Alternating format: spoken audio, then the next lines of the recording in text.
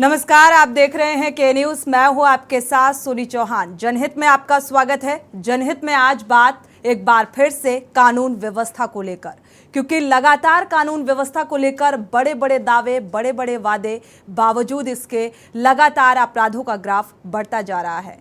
UP में जब सुशासन की बात होती है, कानून के राज के दावे किए जाते हैं, तब लगातार हो रही आपराधिक घटनाओं से कानून व्यवस्था पर सवाल खड़े हो रहे हैं। गाजियाबाद में दिलशाद खान नाम के एक शख्स की संदिग्ध परिस्थितियों में पुलिस कस्टडी में मौत हो जाती है। तो मैनपुरी की अगर बात की जाए तो यहां पर थाना घिरोर के फैजपुर गांव में सड़क किनारे सो रहे दुकानदार की गोली मारकर हत्या कर दी जाती है। उधर बुलंदशहर में छतारी थाना क्षेत्र में ट्रैक्टर और लूटने का विरोध करने पर बदमाशों ने पहले किसान की पिटाई की और फिर दोनों हाथ कमर के पीछे बांधकर किसान की गला दबाकर निर्मम हत्या कर दी। जबकि प्रयागराज का अगर जिक्र करें तो यहाँ की घटना पर अगर गौर करें तो यहाँ थाने में दारोगा की पिटाई के बाद एक महिला आला अधिकारियों से न्याय की गुहार के लिए भटक रही है। वो अपनी 3 महीने की दुधमोही बच्ची के साथ पुलिस कमिश्नर आवास पर पहुंची और कमिश्नर रमित शर्मा से न्याय की गुहार लगाई। आपको ये पूरी रिपोर्ट दिखाएंगे। ग्राफिक्स पर एक नजर डालते हैं। एनसीआरबी के मुताबिक यूपी में अपराध के जो आंकड़े हैं वो आप टीवी स्क्रीन पर देख पा रहे हैं, जिनमें से उत्तर प्रदेश में करीब 35 लाख से ज्यादा घटनाएं सामने आई। यूपी में प्रति 1 लाख जनसंख्या के सापेक्ष क्राइम रेट 154.4 दर्ज किया गया। कुल अपराधों में अगर बात की जाए, जिक्र किया जाए तो महिलाओं के विरुद्ध जो वर्ष 2021 में 56,083 इनकी संख्या पहुंच गई। 2021 की ये आंकड़े हैं। महिलाओं के विरुद्ध अपराधों में उत्तर प्रदेश में 16वां स्थान, बच्चों के विरुद्ध अपराध में यूपी में 28वां स्थान। अभी भी कानून व्यवस्था को और सुदृढ़ करने की जरूरत है, क्योंकि आपराधिक ग्राफ अभी भी बढ़ता जा रहा है। कागजी आंकड़े जो भी हों, लेकिन जमीनी हकीकत कुछ और ही नजर आ रही है। तो एनसीआरबी के मुताबिक यूपी में अपराध के ये आंकड़े हैं जो आप टीवी स्क्रीन पर देख पा रहे हैं। बच्चों के विरुद्ध अपराध में यूपी का 28वां स्थान है।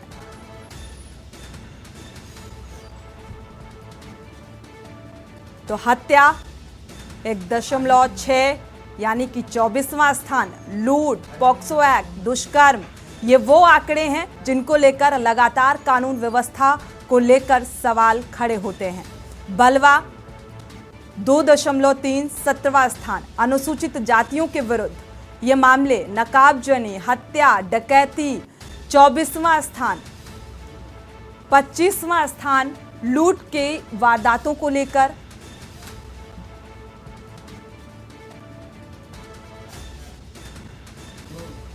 तो हत्या का 24वां स्थान उत्तर प्रदेश की अगर बात की जाए, पॉक्सो एक्ट के तहत जो मामले दर्ज हुए, जो रेटिंग दर्ज की गई, वो आप टीवी स्क्रीन पर देख पा रहे हैं। अलग अलग अपराधों में यूपी किस पायदान पर है। हत्या में 1.6 यानी कि 24वां स्थान यूपी में लूट के अपराध को लेकर।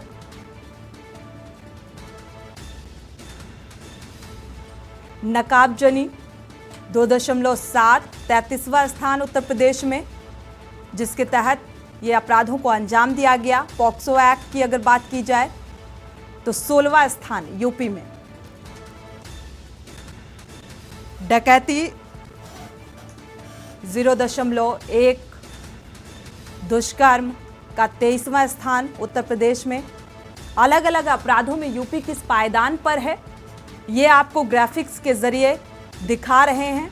और ये वो आंकड़े हैं जो लगातार दावा किया जाता है। ये दावे कितने सच हैं ये भी आप अंदाजा लगा पाएंगे, जिनमें से उत्तर प्रदेश में 35,79,005 आपराधिक मामले दर्ज किए गए। कुल अपराधों में उत्तर प्रदेश का स्थान 23वां स्थान।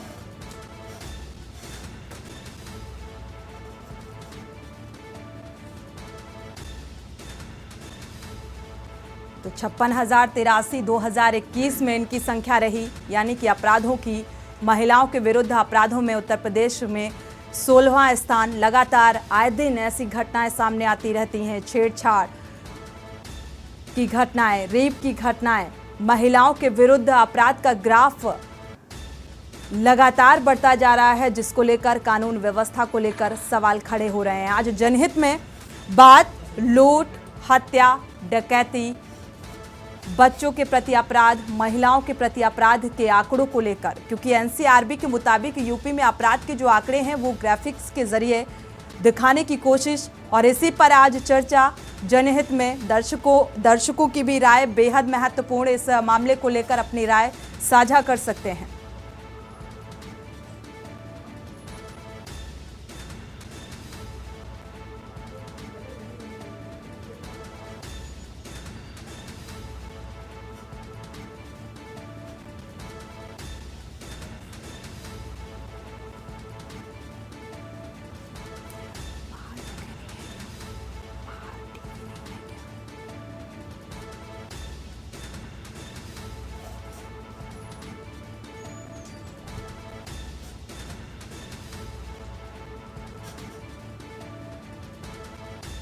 तो अलग अलग अपराधों में यूपी किस पायदान पर है?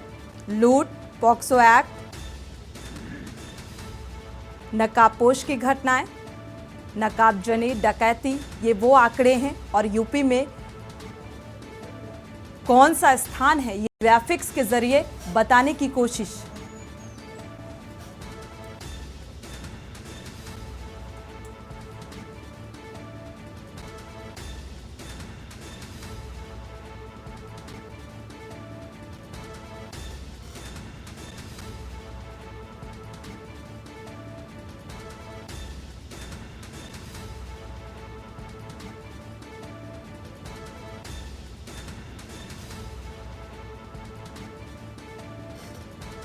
तो एनसीआरबी के मुताबिक यूपी में अपराध के ये आंकड़े आप टीवी स्क्रीन पर देख पा रहे हैं, जिनमें से उत्तर प्रदेश में जो घटनाएं घटी 2021 का अगर जिक्र किया जाए तो इनमें देश में आईपीसी के तहत करीब 36,63,360 मुकदमे दर्ज किए गए।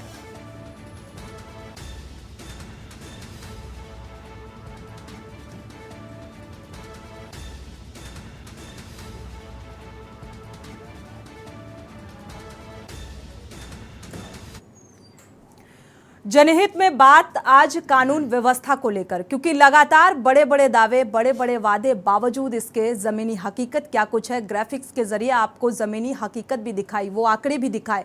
और तमाम मेहमान भी हमारे साथ जुड़े हैं, क्योंकि इसी कानून व्यवस्था को लेकर आज हम चर्चा करेंगे जनहित में। लेकिन उससे पहले आपको दिखाते हैं ये खास रिपोर्ट। गाजियाबाद में 36 साल के दिलशाद खान नाम के शख्स की संदिग्ध परिस्थितियों में पुलिस कस्टडी में मौत हो गई। घटना के तुरंत बाद पुलिस ने बयान दिया कि जब दिलशाद को पूछताछ के लिए विजयनगर थाना लाया जा रहा था तो कार में कैंटर ने टक्कर मार दी और उसकी मौत हो गई। लेकिन घर वालों का आरोप है कि पुलिस कस्टडी में उनके बेटे को पीटा गया, जिसके चलते उसकी मौत हो गई। परिजनों का कहना है कि चौकी में तैनात पुलिसकर्मियों ने धुलाई के कपड़ों के लिए दिलशाद को चौकी पर बुलाया था। थाना विजयनगर पर दिलशाद खान सन ऑफ इकबाल, इनके खिलाफ एक शिकायती प्रार्थना पत्र प्राप्त होता है। जब इनको पूछताछ के लिए जिस गाड़ी में आ रहे थे, उस गाड़ी का एक्सीडेंट एक वाहन आयशर कैंटर है उससे होता है और हॉस्पिटल लेकर गए, जहां इनको मृत घोषित कर दिया गया। वाहन आयशर कैंटर चालक हुकुम सिंह और हेल्पर प्रवीण कुमार, इनको पकड़ लिया गया है। अन्य आवश्यक वैधानिक कार्रवाई की जा रही है। फिलहाल परिजनों के हंगामे के बाद दिलशाद की हत्या के मामले में अभयखंड चौकी प्रभारी नीरज राठी और अन्य पुलिस कर्मचारियों के खिलाफ हत्या का मुकदमा दर्ज कर लिया गया है। आपको बता दें कि दिलशाद इंद्रापुरम थाना क्षेत्र में मकनपुर गांव का रहने वाला था। कपड़ों की धुलाई और ड्राई क्लीनिंग का काम करता था।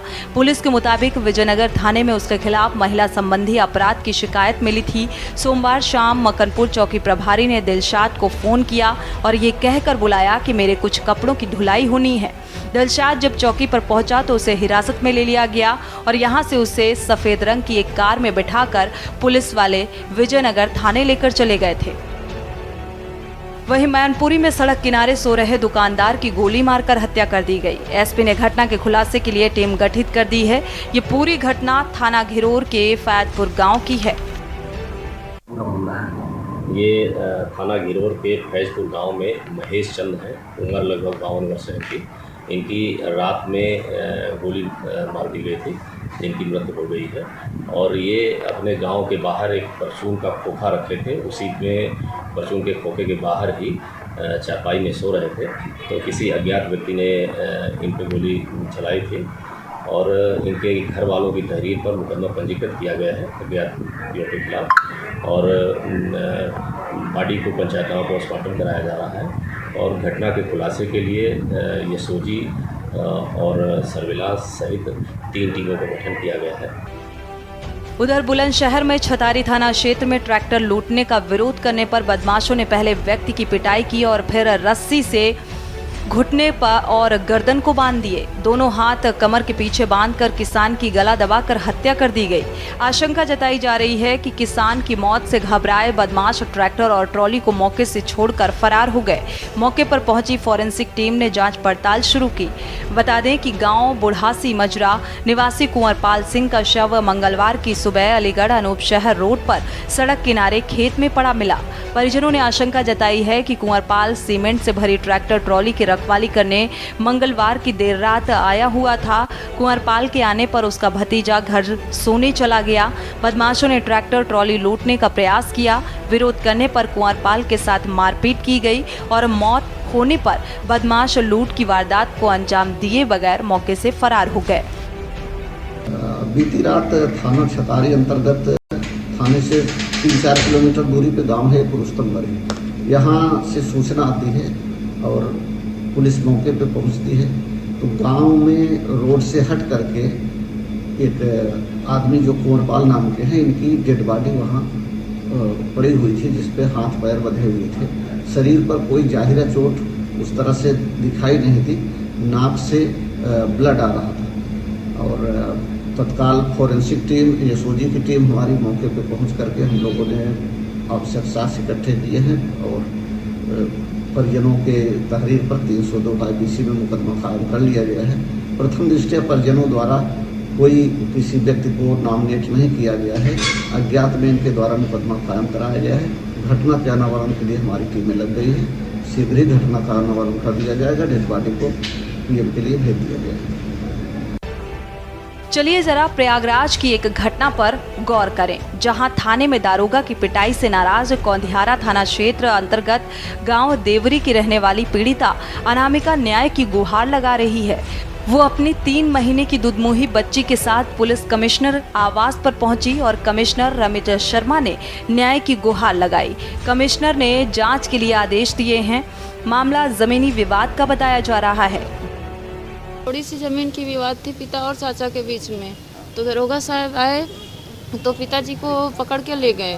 फिर उसके बाद थाने में ले गए तो मैं वेट करती रह गई पिताजी को, तो पिताजी आए नहीं। फिर 10 बजे रात में थाने पे गई तो दरोगा साहब से बोली कि सर हमारे पिताजी को छोड़ दीजिए, हमारे घर में कोई नहीं है। तो बोलते हैं कि क्यों छोड़ो तुम्हारे पिताजी को?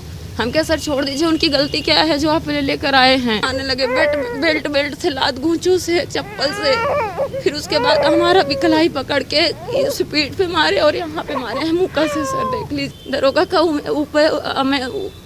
अभय उपाध्याय सर। मैं न्याय चाहती हूँ कि उन्होंने ऐसा क्यों किया। ऐसा क्रूर दरोगा है, फिर भी महिला के ऊपर हाथ नहीं उठाना चाहिए सर। ऐसा क्यों किया? मैं उनसे इंसाफ मांगने गई थी ना कि उनसे मार खाने गए थे। जिनके साथ 4 तारीख को उनके पिता वंश बहादुर और उनके चाचा के बीच कोई ज़मीनी विवाद के रंजिश में उनको वहाँ के अधिवक्ता वहाँ के दरोगा द्वारा थाने में बुलाकर और उनके साथ अत्याचार और पीड़िता को मारा गया, क्योंकि वो थाने में उनके पिता को उठा ले आए थे। अभय उपाध्याय ने, वहाँ के दरोगा ने बड़ी अभद्रता और बड़े कठोरता से पीड़िता के साथ और पीड़िता के समक्ष उसके पिता के साथ दुर्व्यवहार किया और पीड़िता के समक्ष ही उसके पिता को काफ़ी उसको मारा पीटा, जिससे पीड़िता उसको रोकना चाहिए तो पीड़िता को भी उसने हाथापाई उसके साथ की। पीड़िता जब जाने लगी तो पीड़िता को उसने जबरन धक्का देके बाहर फेंक दिया। यूपी में जब कानून के राज का दावा किया जा रहा है, तब इस तरह की घटनाएं वाकई अफसोसजनक है। थाना स्तर पर जरूर पुलिस की ढिलाई का मामला सामने आता है, लिहाजा आला अधिकारियों को कानून व्यवस्था में सुधार के लिए कड़े कदम उठाने होंगे। स्पेशल डेस्क, के न्यूज़ इंडिया।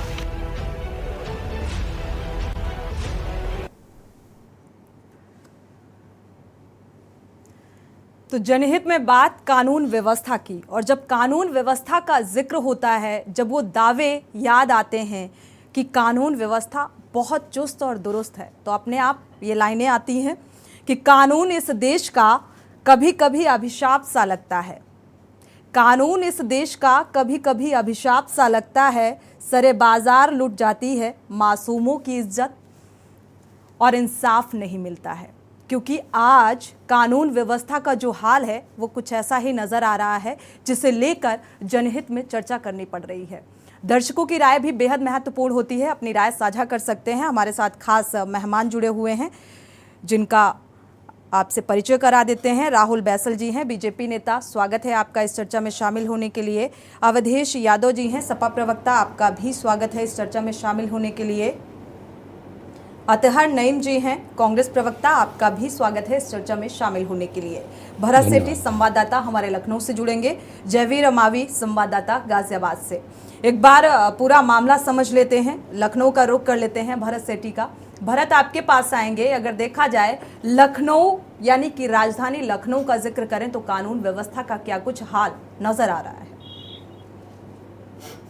देखिए, कानून व्यवस्था की अगर बात करें, कागजों में तो बहुत है, कम्युनिस्टेड सिस्टम लागू हो चुका है राजधानी में, लेकिन अगर जमीनी हकीकत की बात करें, तमाम समस्याएं अभी हैं। आम आदमी अभी भी डरता है पुलिस चौकियों के चक्कर लगाने में, थाने के चक्कर लगाने में। उनके मन में यही खौफ रहता है कि हमारे ऊपर कोई फर्जी केस ना लग जाए और हमारा जो फ्यूचर है वो खराब हो जाए। सबसे बड़ा मामला राजधानी लखनऊ में ही आया है। लखनऊ से 40 किलोमीटर दूर रहीमाबाद है, ग्रामीण क्षेत्र है लखनऊ का। वहाँ पर मनीष नाम के युवक ने सिर्फ इसलिए आत्महत्या कर ली क्योंकि उसको डर था कि उसका भविष्य खराब हो चुका है। उसको फर्जी मुकदमे में फंसा दिया गया था। 3 पुलिस कर्मियों के नाम भी उसने, एक जो नोट है सुसाइड नोट में दिखे हैं। तीनों पुलिस कर्मियों के खिलाफ अगर बात करें, लाइन हाजिर की कार्रवाई तो हो गई है, लेकिन जी जिसको परिवार को उम्मीद है वो भी फिलहाल नहीं हुई। जबरन बात करें, जबरन बुला के मुकदमा लिखवाना। मनीष यूपीएससी की तैयारी कर रहा था। देश की सेवा के लिए तमाम वालों ने बैंक से लोन लिया था कि ये पढ़ लिख के कोई बड़ा अधिकारी बन जाए और देश की सेवा करे। फिलहाल जिस तरीके से 3 पुलिस कर्मियों ने उसको एक मुकदमे में फंसा दिया और वो मजबूर हो गया आत्महत्या करने के लिए, और फिर सुसाइड नोट से उस तीनों पुलिस कर्मियों का नाम लिखकर अपनी जीवन लीला को समाप्त कर दिया। यही अंदाजा लगाया जा सकता है पुलिस है कितनी मित्र पुलिस है और लोगों का कितना सहयोग कर रही है, क्योंकि लोगों बिल्कुल भरत, जाहिर सी बात है अब न्याय इस तरीके से मिलेगा। मौत से भी बड़ा इंसाफ हो गया है और बावजूद इसके लोग मौत को गले लगा लेते हैं, लेकिन इंसाफ मिलता नजर नहीं आता। एक बार जयवीर मावी का रुख कर लेते हैं, गाजियाबाद से हमारे संवाददाता जुड़े हुए हैं। जयवीर, आपके पास आएंगे। कानून व्यवस्था का क्या कुछ हाल है यहाँ पर? देखिए, आपको बता दें कि गाजियाबाद की अगर हम कानून व्यवस्था की बात करें तो इस समय जब से कमिश्नर सिस्टम यहाँ पर गाजियाबाद में चालू किया गया, लागू हुआ है, तब से लगातार पुलिस संख्या बढ़ी है, कमिश्नरेट के अंतर्गत थाना बढ़े हैं, अधिकारी बढ़े हैं। लेकिन हम अपराधों की बात करते हैं तो कहीं ना कहीं अपराध लगातार बढ़ रहे हैं। तमाम अपराध के ऐसे मामले सामने आ रहे हैं। बीते दिनों की भी बात कर ले, थाना टोली का सिटी क्षेत्र का एक युवक जिसका शव जले हुए हालात में मोदी नगर थाना क्षेत्र में मिला, आज उसकी पहचान हुई है। और वहीं जब सबको लेकर परिजन पहुंचे तो वहां पर हंगामा और प्रदर्शन भी किया गया। हालांकि पुलिस अधिकारियों की विश्वास दिलाने के बाद की जल्द कार्रवाई होगी, जो परिजन थे उन्होंने प्रदर्शन खत्म कर दिया, सड़क को खोल दिया। लेकिन अपराधों की बात करें तो बहुत सारे ऐसे अभी अपराध हैं जिनका आज तक खुलासा नहीं हो पाया है जी, और बहुत सारे ऐसे भी मामले हैं जिनमें जो आरोपी है नामजद मुकदमे दर्ज होने के बाद भी पुलिस उन्हें अभी तक गिरफ्तार नहीं कर पाई है। चाहे उनके ऊपर हम बात करें, चाहे राजनीतिक दबाव कहीं ना कहीं पुलिस पर हावी हो रहा है।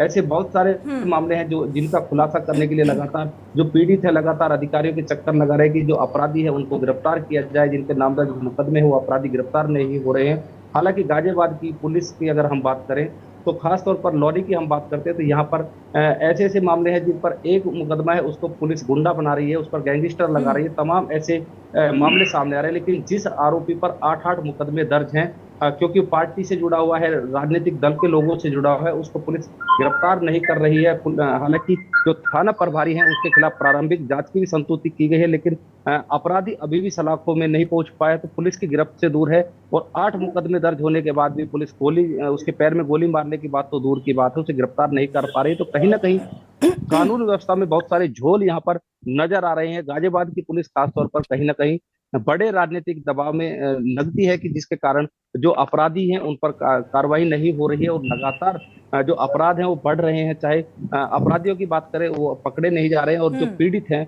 वो लगातार कई बार जो एक उम्मीद होती है कि जो उन्हें न्याय मिलेगा, उस उम्मीद में वो उस दरवाजे तक जाना भी छोड़ देते हैं, क्योंकि बिल्कुल बड़ी बात है, उम्मीदें तो हैं, लेकिन यहाँ पर जो अपराधी होता है अगर उन्हें राजनीतिक संरक्षण मिल रहा है तो इसके बाद न्याय तो मिलना दूर की बात हो जाती है। ये भी बात निकलकर सामने आ रही है।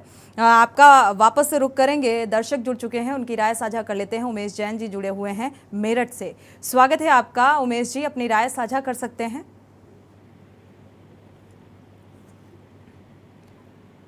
उमेश जैन जी, अगर आप सुन पा रहे हैं तो अपनी राय साझा कर सकते हैं।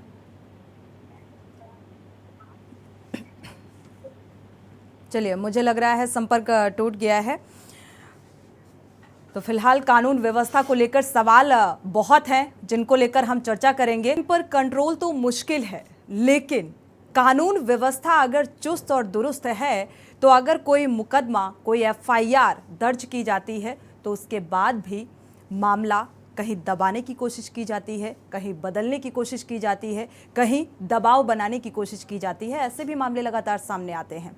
तो फिर कैसे कहा जा सकता है कि कानून व्यवस्था सुदृढ़ है? इसी को लेकर हम चर्चा कर रहे हैं। शुरुआत कर लेते हैं अवधेश यादव जी से, क्योंकि समाजवादी पार्टी का जिक्र जब भी होता है तो कानून व्यवस्था का भी जिक्र हो जाता है, क्योंकि उस दौरान की कानून व्यवस्था और आज लगातार समाजवादी पार्टी की तरफ से भी सवाल उठाए जा रहे हैं कानून व्यवस्था को लेकर। अवधेश यादव जी, क्या कहेंगे कानून व्यवस्था को लेकर? देखिए मैडम, कानून व्यवस्था की जो स्थिति है पूरे प्रदेश में, इतनी लचर कानून व्यवस्था की स्थिति कभी नहीं देखी गई। अभी आप ही NCRB के तमाम आंकड़े दिखा रही हैं। उन NCRB के आंकड़ों के हिसाब से दलितों के ऊपर अत्याचार में उत्तर प्रदेश 7वें स्थान पर है। सोचिए, जिस दलित और बैकवर्ड का वोट लेकर के भारतीय जनता पार्टी सत्ता में बैठी है, उसी दलितों के ऊपर अत्याचार में उत्तर प्रदेश की सरकार 7वें स्थान पर है। मैं माननीय मुख्यमंत्री जी के शहर की बात कर लेता हूँ, इधर 4-5 दिन की घटनाओं की बात कर लेता हूँ, इससे आपके कानून व्यवस्था की पोल अपने आप खुल जाएगी।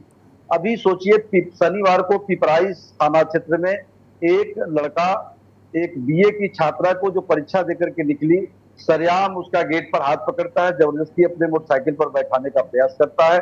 जब वहां भीड़ जुटती है, किसी तरीके से छात्रा आगे बढ़ती है और वो अपने पिता के मोटरसाइकिल तब मिल जाते, बैठती है। उसके बावजूद भी वो पिता की मोटरसाइकिल से खींच करके अपनी मोटरसाइकिल पर बैठाने का प्रयास करता है और उसके घर तक पहुंच जाता है। और इतनी कानून व्यवस्था खराब है, उसके दिल में डर नहीं है कि इतना होने के बाद, गांव को इकट्ठा होने के बाद भी आराम से खड़ा होकर वहां सिगरेट पीता है, जिसकी पहचान वही एक गणेश सिंह नाम के व्यक्ति होती है, एक गाँव के। इसी तरीके से गढ़ा थाना क्षेत्र में सुबह सुबह टहलने निकली एक बुजुर्ग महिला को उसका चेन और उसकी सारा सोने का जेवरात छीन लिया जाता है। गुलरिया थाना क्षेत्र में 17 वर्षीय किशोरी को अश्लील वीडियो बनाकर उसके साथ लगातार रेप किया जाता है। शाहपुर थाना क्षेत्र में एक रजत मिश्रा समथिंग नाम है, एग्जैक्ट हमें याद नहीं पड़ रहा, वहां पर एक महिला का वीडियो बना करके उसके साथ रेप किया जाता है। ये गोरखपुर की कानून व्यवस्था की मैं बात कर रहा हूँ, हत्या से लेकर के बलात्कार। और यही बस्ती में एक 10 वर्षीय बच्ची कक्षा 3 की छात्रा है, वो एक शादी की बारात देख करके, द्वार पूजा देख करके लौट रही होती है, उसके साथ सामूहिक दुष्कर्म किया जाता है। तो आज ये कानून व्यवस्था कहाँ रह गई है, कहने में। चलिए, कहाँ रह गई है पूछ लेते हैं। राहुल बैसल जी हमारे साथ बैठे हुए हैं, BJP नेता, अपना पक्ष रखेंगे। कहाँ रह गई है कानून व्यवस्था, बता दीजिए राहुल जी। सोनी जी, कानून व्यवस्था निरंतर उस पर काम किया गया है और पिछले 6 सालों में कानून व्यवस्था में बहुत ज्यादा सुधार हुआ है जी। ये पूर्व की सरकारों के दौरान जो क्राइम रेट था उस पर कंट्रोल हुआ है। ठीक है, थोड़ी बहुत कमियां हैं, उन पर निरंतर प्रदेश के मुख्यमंत्री माननीय योगी आदित्यनाथ जी निरंतर उस पर कार्रवाई कर रहे हैं और अधिकारियों को निर्देश भी दे रहे हैं। और रही बात जो आप विषय जो चल रहा है, आप ये देखिए निरंतर आप बिल्कुल कानून व्यवस्था पिछले कुछ अरसे से आपने कहा बहुत सही तरीके से काम कर रहा है, तो ये आंकड़े क्या झूठे हैं?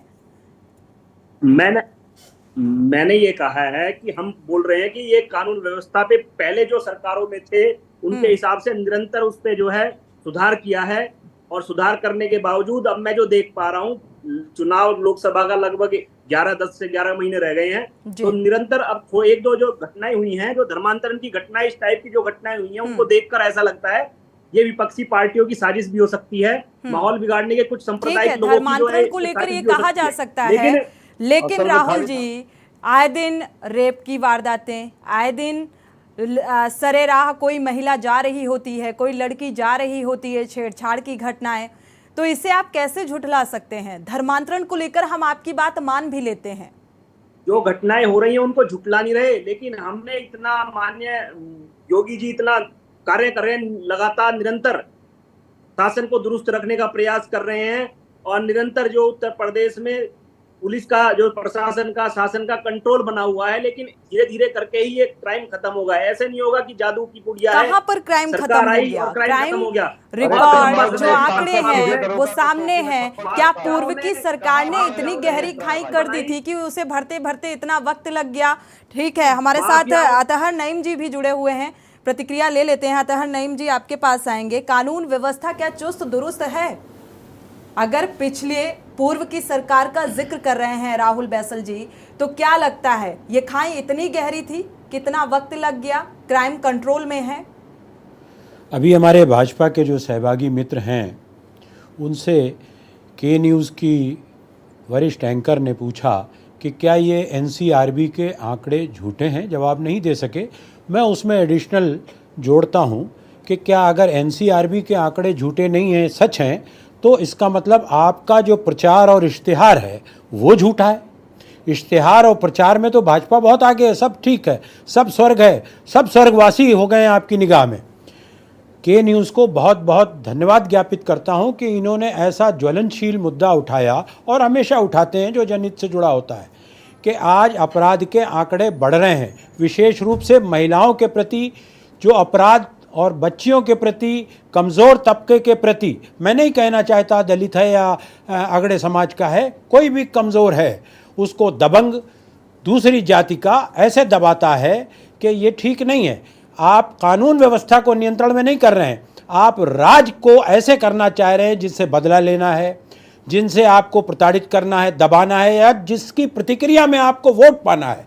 आप वो देखते हैं, पुलिस अधिकारियों को आपने निर्देश कर रखा है कि मुकदमे कायम ना हो, कम से कम हो। हम लोग जाते हैं पुलिस कमिश्नरेट में, रोते हैं कि साहब इतने मुकदमे फला फला थानों में, फला फला जनपद में नहीं लिखे जा रहे हैं, और अगर कोर्ट से लिखवाते हैं तो भी उनकी कार्रवाई बोगस कर दी जाती है, ख़राब कर दिया था। पुलिस का बहुत बुरा हाल कर रखा है आपने, नियंत्रण कर रखा है कि मुकदमे कम लिखे जाएं। उसके बावजूद अगर एनसीआरबी के आंकड़े इतने ख़राब आ रहे हैं उत्तर प्रदेश के लिए या पूरे देश को, जहाँ जहाँ भाजपा की सरकारें हैं, तो ये आपके लिए कलंक है। आपको जो कहना है, जो कहते हैं उसको करके दिखाना चाहिए।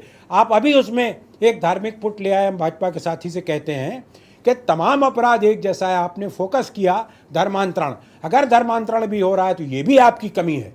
आप समझते हैं कि ये बहुत अच्छा कर रहे हैं, जितना कुछ आप ऐसा कर रहे हैं ये सब आपके शासन चलाने में अनुभवहीनता है, या कहीं आप भ्रष्ट नीति कहलाते हैं। आज पब्लिक कह रही है कि जिस गाड़ी में लगा है भाजपा का झंडा उसके अंदर बैठा है गुंडा। लोग डर नहीं रहे। लड़की छेड़ने में क्या हुआ, अभी हमारे गोरखपुर के साथी बता रहे थे कि कितनी घटनाएं वहां हुई। ये तो भय है, पुलिस का इकबाल बुलंद नहीं रहा, आपने पुलिस को भी दबा रखा है। चलिए इस बात को मानते हैं राहुल बैसल जी, इस बात का जवाब दे दीजिए जो अतहर नईम जी ने कहा। साथ ही क्या इस बात को मानते हैं कि वाकई जो प्रशासनिक अमला है वो दबाव में काम करता है? नहीं, कोई किसी दबाव में नहीं, स्वतंत्र रूप से, निष्पक्ष रूप से कार्य कर रहा है, स्वतंत्र और निष्पक्ष रूप से कार्य कर रहा है। दबाव में पूर्व सरकारों में किया जाता था, आज जो है बिल्कुल ठीक है। हालिया के बड़े बड़े एग्जाम्पल्स हैं। अगर ऐसे निष्पक्षता निष्पक्षता से कर रहा है तो कन्नौज के सांसद इंस्पेक्टर को थप्पड़ क्यों मार रहे हैं? अगर इतना निष्पक्ष पुलिस प्रशासन है तो कन्नौज ठीक है। से जो वीडियो भी वायरल हो रहा आप समय आएगा अवधेश जी, अभी आप आप- बोल लीजिएगा।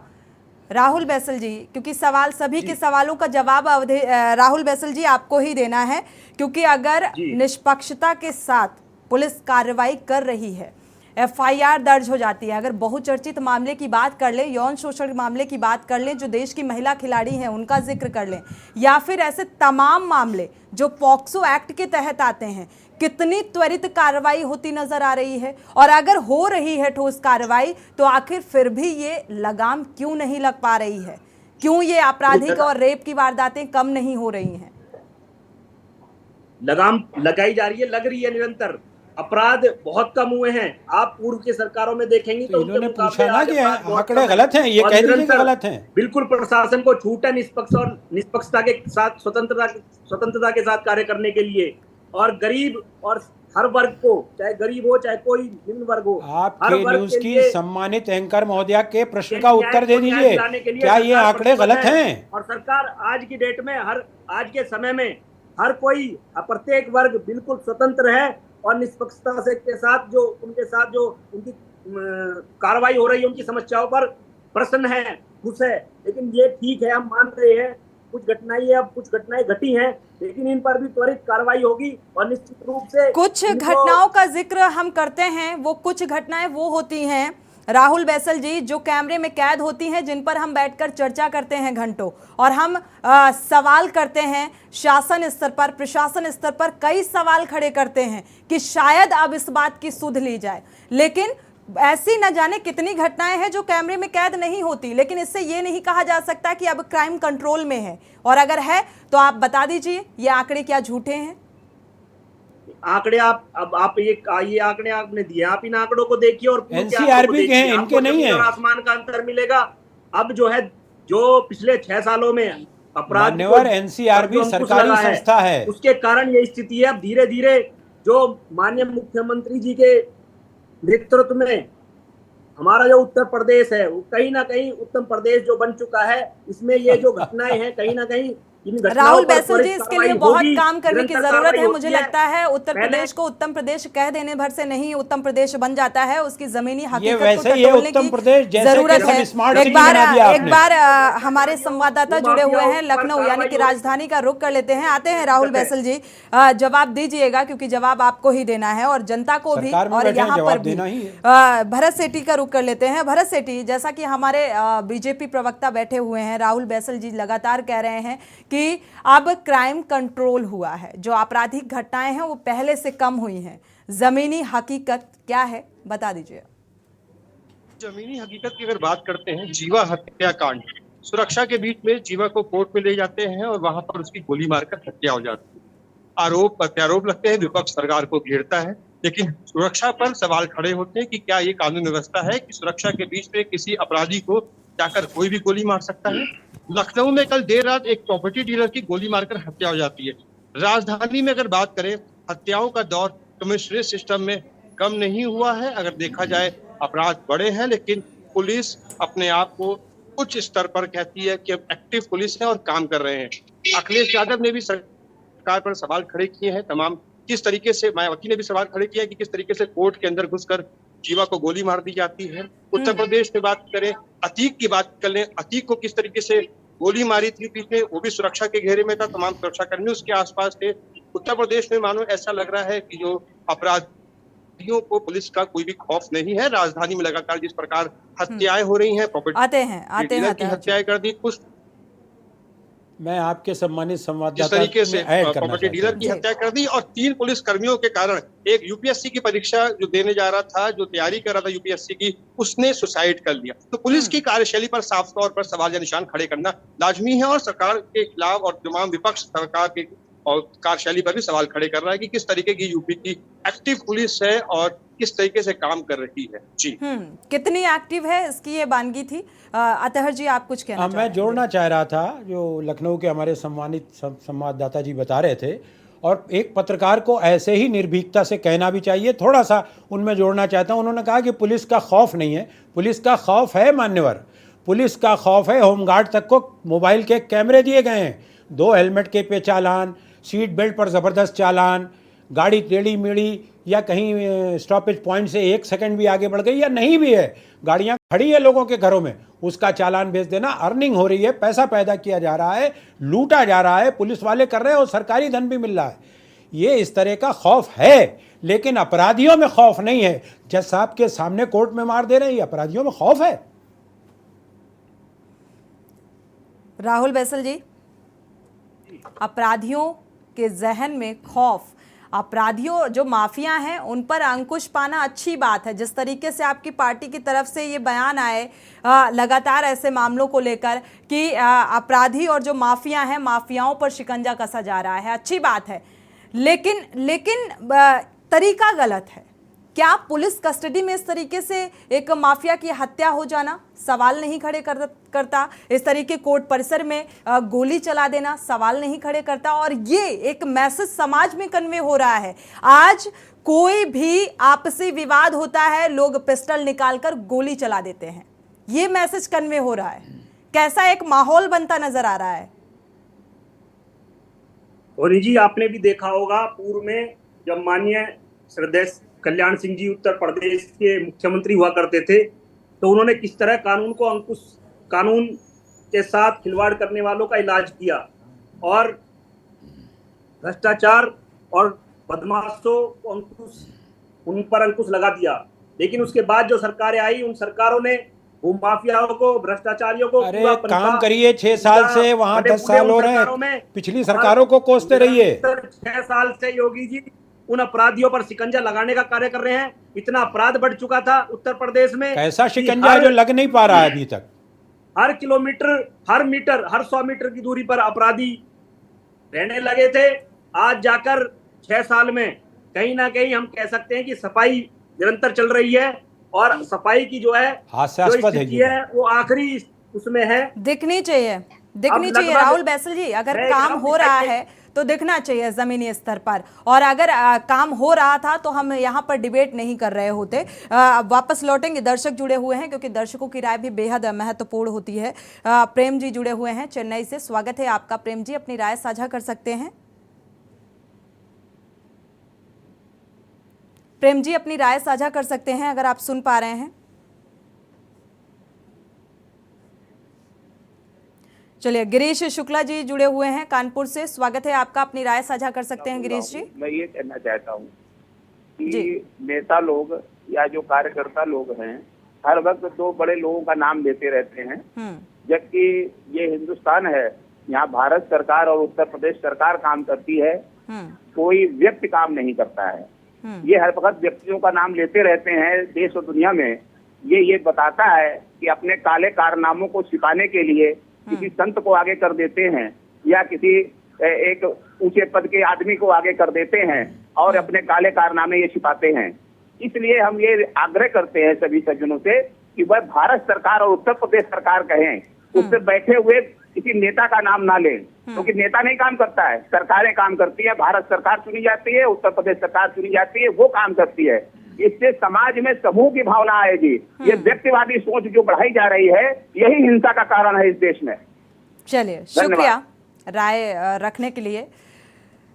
चर्चा में वापस लौटते हैं, एक बार रुख कर लेते हैं गाजियाबाद का। गाजियाबाद से हमारे संवाददाता जयवीर मावी जुड़े हुए हैं। जयवीर मावी, अगर गाजियाबाद की कानून व्यवस्था की बात की जाए तो क्या लगता है जो आपराधिक मामले थाने में पहुंचते हैं, क्या न्याय मिल पाता है? अपराधी सलाखों के पीछे पहुंचते हैं? देखिए सोनी, जैसा मैंने पहले भी बताया था कि जो मुकदमे दर्ज होते हैं, जो अपराध थानों में दर्ज होते हैं, हालांकि कुछ मामलों में जो पीड़ित है उनको गुमराह किया जाता है और तमाम ऐसे मामले भी हैं जो मुकदमे तो दर्ज हैं लेकिन उनके जो आरोपी हैं उनके खिलाफ कोई कार्रवाई नहीं होती है। वहीं मैं आपको ताजा मामला बता दूं, बीते ही दिनों की बात है जहां पर जो रक्षक कहे जाने वाले लोग ही भक्षक हुए हैं। एक दिलशाद नामक युवक जो पेशे से कपड़े धुलाई का कार्य करता था और कपड़े भी केवल पुलिस कर्मियों के ज्यादा धोता था, वो चाहे थाने की बात करें या चौकी की बात करें, उस व्यक्ति को पुलिस चौकी बुलाती है और उसके बाद उसकी रहस्यमय तरीके से, यानी कि एक ऐसे तरीके से हत्या हो जाती है कि जिस विषय पर अभी न तो पुलिस ही अपना कोई पक्ष स्पष्ट रूप से रख पाई है और जो पीड़ित परिवार है वो लगातार रात भर थाने में रहा, तब जाकर कुछ पुलिस कर्मियों के, एक नीरज राठी नामक व्यक्ति और अन्य पुलिसकर्मी, यानी कि पुलिस को अभी उन पुलिस कर्मियों के नाम भी मालूम नहीं है जो इस हत्याकांड में शामिल थे, के खिलाफ 302 यानी कि हत्या के मामले में मुकदमा तो दर्ज कर दिया जाता है, लेकिन पुलिस आधिकारिक तौर पर अभी तक कोई बयान सामने नहीं आया है, क्योंकि कमिश्नरी सिस्टम बनने के बाद से तमाम जो बयान है, जो अधिकारी हैं एसी रूम में बैठते हैं और वहीं से ही वो अपने बयान जारी कर देते हैं। यदि मीडिया कर्मी कोई जाता भी है बयान लेने के लिए तो उनका कहना होता है कि उन्होंने वीडियो बयान है वो जारी कर दिया, यानी कि जो पत्रकारों के सवाल हैं उन सवालों से अधिकारी बच रहे हैं और अपनी मर्जी के जो बयान है अक्सर उन देखा गया है वो भेज रहे हैं। जांच का हवाला देकर अधिकारी जो हैं जिम्मेदार वो बचते नजर आते हैं। शुक्रिया इस तमाम जानकारी को साझा करने के लिए। भारत, आपका भी बहुत बहुत शुक्रिया इस तमाम जानकारी को साझा करने के लिए। प्रेम जी जुड़ चुके हैं चेन्नई से, एक दर्शक, स्वागत है आपका, अपनी राय साझा कर सकते हैं प्रेम जी। नमस्कार मैम। नमस्कार। यूपी में इसकी अवस्था तो हो गई भैंस के आगे बीन बजाना।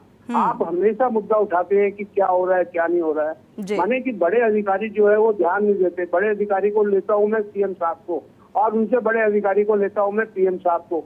ये आते हैं यहाँ पे सौगात बांटते हैं। आप देखिए कितनी सौगात बांटी है। आज इतना बड़ा इन्वेस्टमेंट आया है यूपी में, अगर ये सब होती रही तो आप समझते हैं कि यूपी अच्छा प्रदेश बन सकेगा?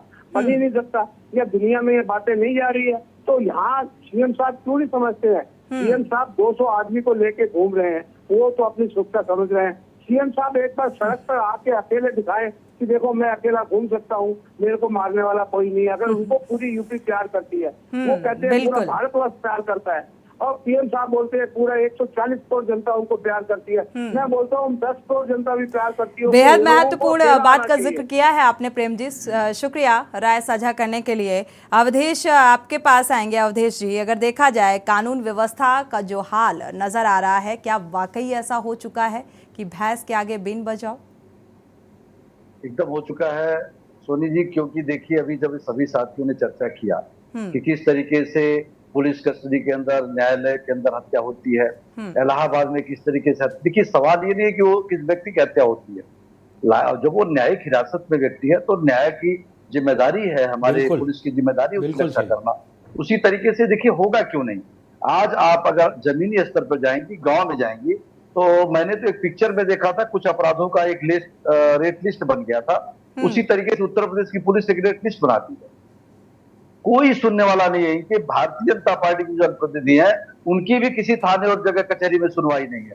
ये तो ऐसे आते हैं सरकार की बड़ाई बोलने के लिए बोलते हैं। आज उत्तर प्रदेश में पुलिस अधिकारियों के मन से पूरा सरकार के किसी तंत्र का कोई भय नहीं है। वो अपनी मर्जी से काम करते हैं, जिसको चाहते भी। गाजियाबाद की घटना बताइए, जो व्यक्ति उनके कपड़े धुलता था उस व्यक्ति की जो है वो हत्या कर दी जाती है। और लाइसेंस, मैं बताऊं, अभी एक घटना की लाइसेंस के नवीनीकरण के नाम पर अभी आपके पश्चिम की घटना है, एक विधायक भी घूस मांग रहे हैं। ये लॉ एंड ऑर्डर है। आपने देखा होगा, ये न्यूज में आया जो है ये मतलब लॉ एंड ऑर्डर जो भारतीय जनता पार्टी के अभी संवाददाता बार बार इस बात को कह रहे थे, तो मैं बताना चाहता हूं कि इन लोगों को अपने में सुधार करें और लॉ एंड ऑर्डर को खाली एक दूसरे विपक्षी बार बार कह के 6 साल की सरकार हो चुकी है। आप कब तक विपक्षियों के नाम पर आप अपना ठिकरा फोड़ते रहोगे? अब आपको बिल्कुल, और कंपेयर इसलिए भी नहीं किया जा सकता क्योंकि पूर्व में क्या हुआ, अब सत्ता में आप कर रहे हैं, आपकी जिम्मेदारी बनती है। अतहर जी, आपके पास आते हैं। अगर देखा जाए, आपने देखा होगा अवैध अतिक्रमण को लेकर लगातार शिकंजा कसता नजर आ रहा है। कहा जा रहा है कि बाबा का बुलडोजर, ये मतलब इतना ज्यादा जहां पर अवैध अतिक्रमण, तो आखिर ये चीज यहां पर क्यों लागू होती नजर नहीं आ रही है? कानून व्यवस्था को लेकर इतना इकबाल क्यों बुलंद होता नजर नहीं आ रहा है कि अपराधियों के जहन में इतना खौफ हो कि अपराध को अंजाम देने से पहले वो सोचे कि सजा क्या होगी? बिल्कुल, आपने सही प्रश्न पूछा। जब कानून व्यवस्था की चिंता न करके उसमें छोटी बातें और ऐसी छोटी राजनीति को देख करके अधिकारियों को कहा जाएगा अब तुम्हें ये करना है, अब तुम्हें ये करना है, तो अधिकारी भी समझ जाते हैं कि इनकी मंशा क्या है, चाहे इनके पहले की सरकार हो या अभी वर्तमान की सरकार हो। तो ये छोड़ना चाहिए कि हम किसके साथ गलत करके अपना राजनीतिक वोट बना रहे हैं। व्यापक दृष्टि होनी चाहिए कि सब समान है कानून की निगाह में, कोई भी अपराधी हो। मैं आपके संवाददाता की बात से बिल्कुल सहमत हैं कि चाहे कोर्ट परिसर में या सड़क पर, न्यायिक व्यवस्था का मतलब कानून की सरबुलंदी को चोट पहुंचाई गई और केवल वोट की राजनीति पर ये काम कर रहे हैं। इनकी दृष्टि यही है, इनकी सोच छोटी है, बदले की भावना से चलते हैं।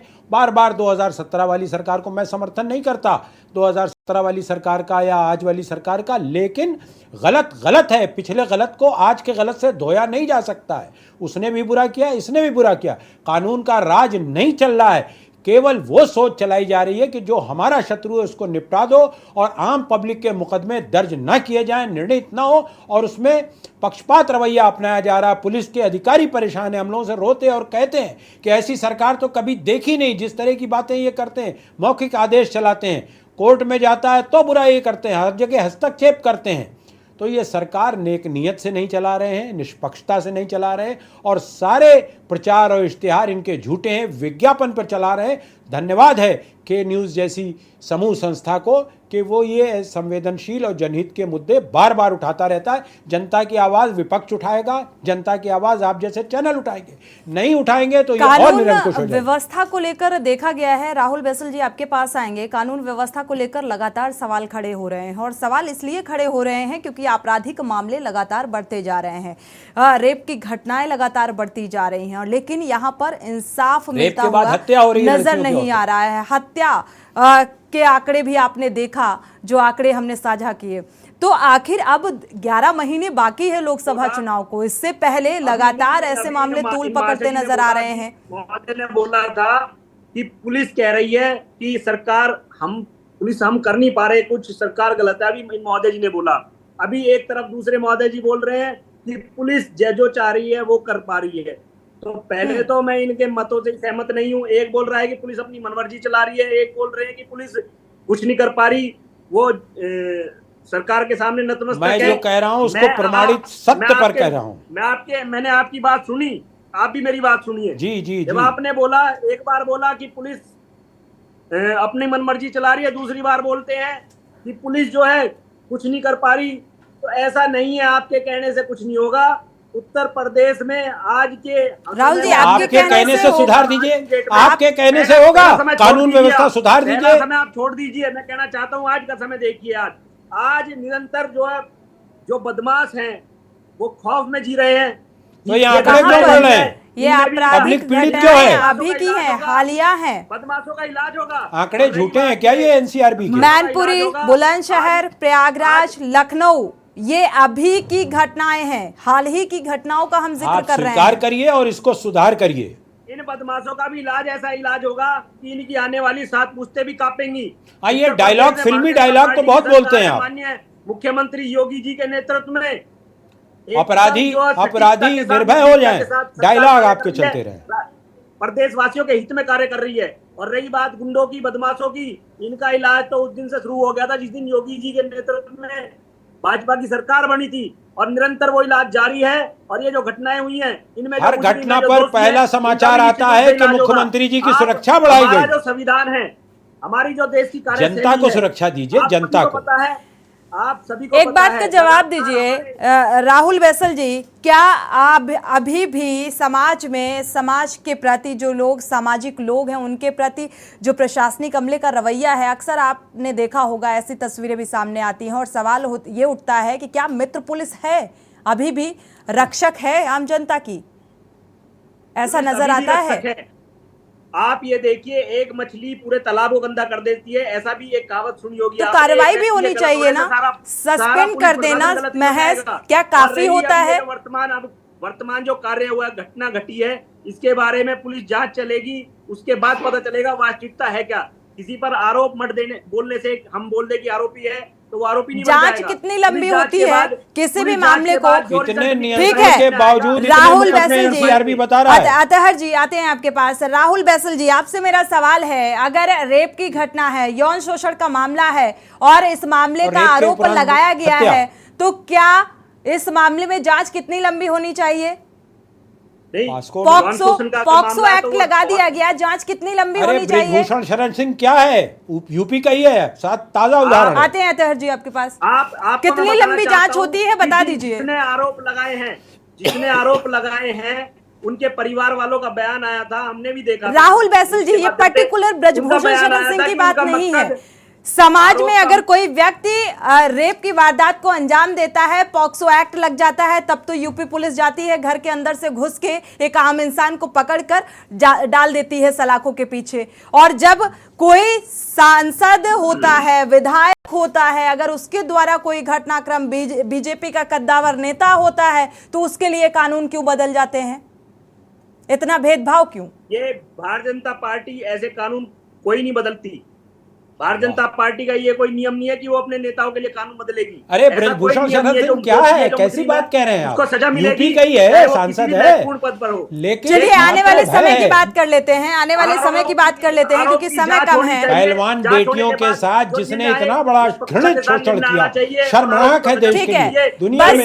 इतना बता दीजिए राहुल बैसल जी, इतना बता दीजिए अब आने वाले समय में, क्योंकि 11 महीने का वक्त है, आगामी लोकसभा चुनाव में ज्यादा वक्त नहीं बचा है, इसको लेकर अब क्या कुछ कवायद रहेगी आपकी कानून व्यवस्था को सुदृढ़ बनाने के लिए? क्या कुछ प्रयास रहेगा आपकी तरफ से? ये प्रयास निरंतर जारी है और कानून व्यवस्था सुदृढ़ है, लेकिन ये विपक्ष वाले जितना भी चाहे, जितना भी प्रयास कर ले, ये चाह रहे हैं सांप्रदायिकता का माहौल जो बिगाड़ना चाह रहे हैं। ये उत्तर प्रदेश में आपराधिक घटनाओं में कैसे अंकुश लगेगा? राहुल बैसल जी, बस इस पर रंग देना चाह रहे हैं, कानून व्यवस्था को लेकर लगातार सवाल उठाए जा रहे हैं। आगे सांप्रदायिकता पे, आगे उसी पे अपनी पूंजी पर। समय कम है, चर्चा को आगे नहीं बढ़ा सकते। शरण सिंह जो पहलवान बेटियों को प्रताड़ित करने का दोषी है, अपराधी है, मुकदमे में उसका नाम है, बयान है, 164 के बयान के बावजूद आप गिरफ्तार क्यों नहीं कर रहे हैं?